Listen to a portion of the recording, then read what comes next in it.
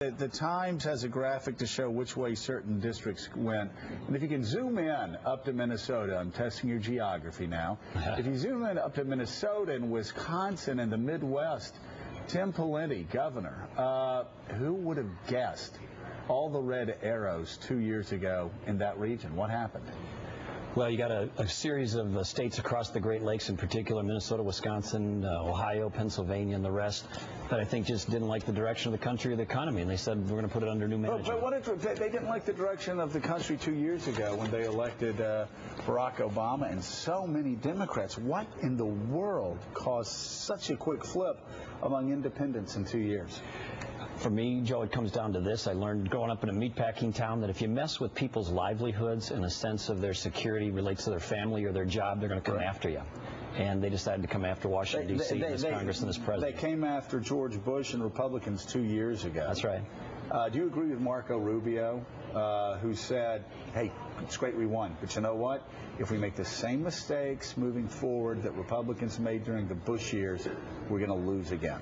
Yeah, of course, what happens is the pendulum swings back and forth if one side overplays their hand. Right. President Obama and the Democratic Congress played their hand, and now so you got a correction.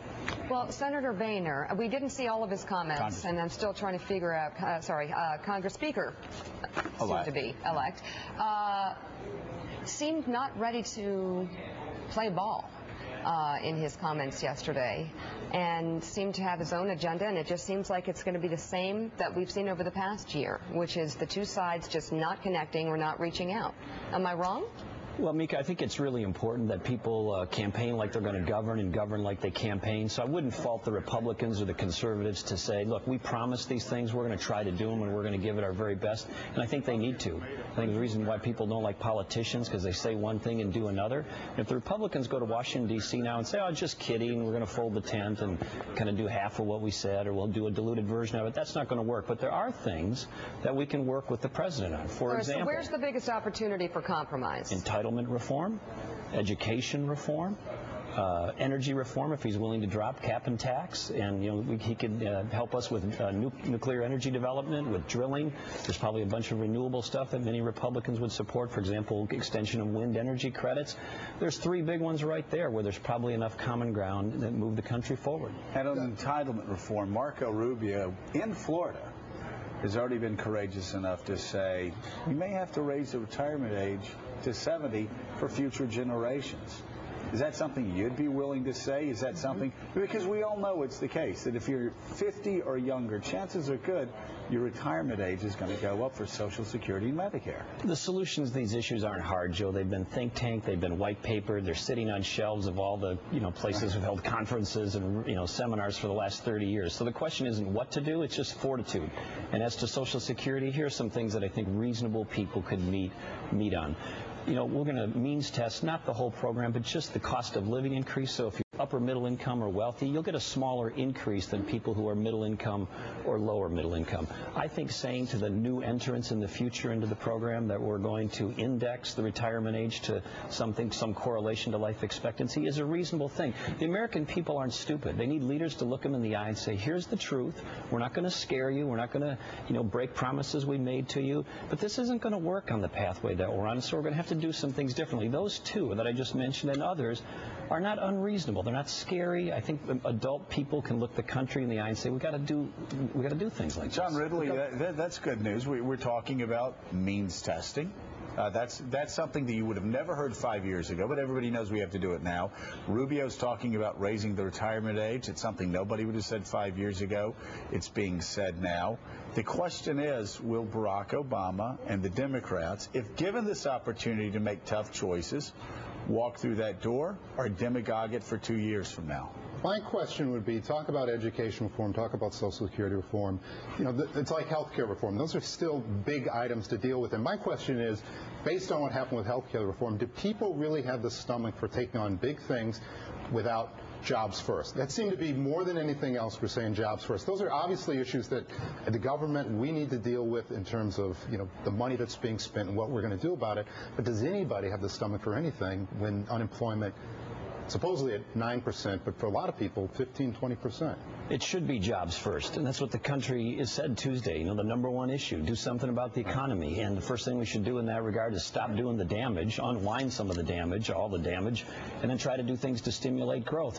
But, Joe, you know, there's that old adage that says when the pupils are ready, the teacher will appear. Right. President Bush in 2004, recently re-elected President of the United States, says, I got political capital, I'm going to use it. He couldn't even get a hearing in one house of the Congress controlled by his own party, on entitlement. His own party. And if you ask people 10 years ago... You know what? That's a great point. Republicans killed entitlement reform that George Bush decided, and he gets knocked for a lot of things, but you're exactly right. He had the courage to go and say, we're going to reform Social Security, and it was his own Republican Congress that killed it. But can I just also say, if you asked people 10 years ago about the debt and the deficit, they'd say, yeah, it's a concern, but if you really pushed them on whether that drove their votes, it was kind of down the list. You ask them now, it's 2 or 3. So the country has changed. You know, it wasn't ready. Congress wasn't ready in 2004 when he proposed it. The country wasn't ready. Right. I think now the peoples may not be ready, but they're warming up. Yeah. And they're looking for a leader who's going to come forward, or leaders, and say, this is the truth. We're not going to scare you, but there's a way to do this. It's reasonable, and we'll get the country out of this mess. And Willie, we hear that every day here from people in both parties. This seems to be a reality that everybody gets except leaders in Washington. Yeah, they're starting to get it now. President Obama took so much heat over the last couple of years from Republicans asking, where are the jobs? Why did you take on health care with unemployment where it is? Now that they're in power, it's not going to be long before people start asking Republicans, where are the jobs? So it's, as far as you can say it, I know you've only got an obligation in Minnesota right now, but if you were in national office, what would be the Republican job plan? Where would you begin? You know, and Willie, I would rephrase that slightly and just say, instead of asking the politicians in Washington, D.C., you know, what should we do to grow jobs? Go ask the people who actually provide the jobs. Go ask the small business owners, the entrepreneurs, the dreamers, the designers, the inventors, what can we do for you that would make it more likely, not less likely, that you're going to start something, grow something, add jobs, stay in my state, stay in the country? And it's not rocket science. It's not brain surgery. So set aside the political rhetoric and just listen to what they say. And what they say is, Governor, don't make my costs less competitive as to taxes, regulation, insurance, permitting, workers' comp, unemployment insurance comp. Keep them going down.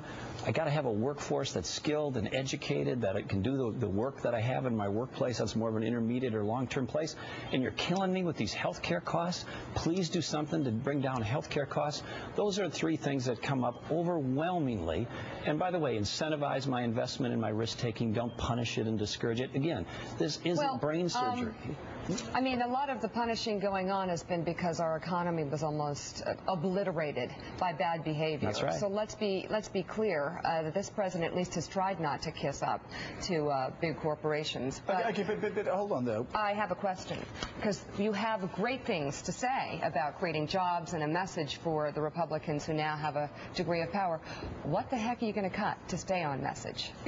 I'll answer that, Mika, but let me say, it's not just big corporations. It's Mr. or Ms. Big overall.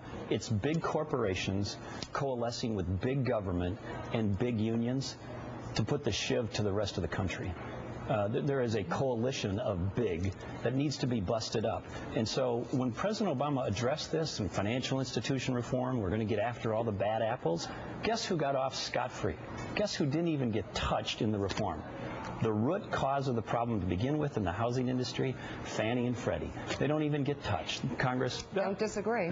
Okay. And I want to follow up. But I'll answer your question. If you look at federal outlays, a pie chart of federal outlays, discretionary spending being the red, non-discretionary being the blue's already over the halfway mark, and it's growing in double digits. Anybody who comes in here and tells you that, first of all, they're not going to cut anything other than waste, fraud, and abuse, they're not going to touch entitlements, they're lying to you. If you want to deal with the spending issue in terms of total federal outlays, you got to deal with interest on the national debt, Social Security, Medicare, Medicaid. If you have the time, I can walk you through my ideas on that. But that's the truth. You got to do entitlement reform, particularly if you're going to hold defense harmless. Well, I would say you also have to go after defense. As I say here, we spend $2.7 billion a week on a war that's unwinnable, a war that's continuing, a war that's gone on for a decade, and we've had 2 presidents, and neither one has a viable exit strategy. We've got the Pentagon telling Congress they don't need certain weapon systems.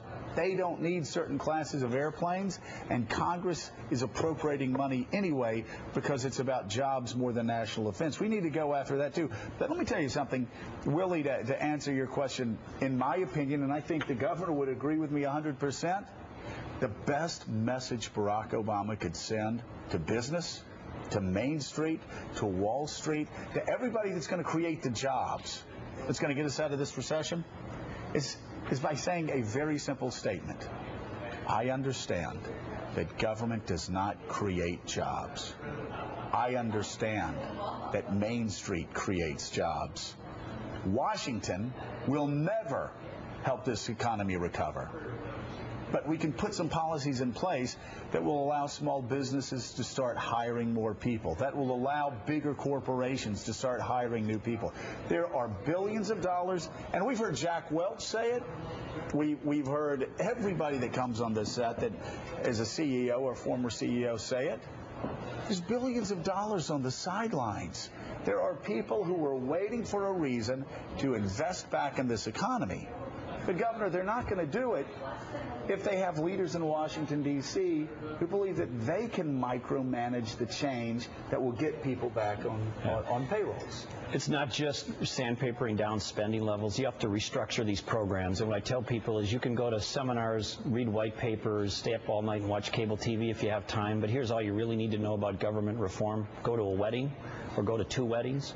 Go to one bar, go to one with a closed bar, and you'll see some very different behaviors. So whether it's education or health care, if you create the impression or the system or the expectation that it's free, people consume it differently, they treat it differently, they respond differently. We have to get people involved in the Here's a big problem. And they've been running this thing like an open bar, Hold on a second, Governor. Hold on a second. Unfortunately, this is what I think is a fundamental problem with your candidacy. You don't understand this. Willie Geist does not go to weddings with cash bars. I was going to say, that's a simple solution. RSVP no.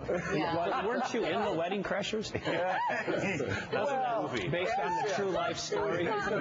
Based on the true life story. Yeah, but that is the biggest problem. This president and many of his allies have believed that economic growth would come from policies from the federal government, that the federal government would grow jobs. That's just not the case. That's why I'm not scared about the next 2 years. That's why I believe the billions of dollars that have been sitting on the sidelines will be invested, because businesses know, Democrats and Republicans alike, that for once they don't have to worry about higher taxes. They don't have to worry about more regulations. They don't have to worry about the federal government overstepping their bounds. They can invest in businesses, their small businesses, start hiring new people. You watch, this economy will turn around in the next year. Mark it down. It's great to have you, Governor. Thanks for having me. Thank I you appreciate so it. much. Good to finally see you in person. Yeah, in person in our studio. Thank you, Joe. Up next.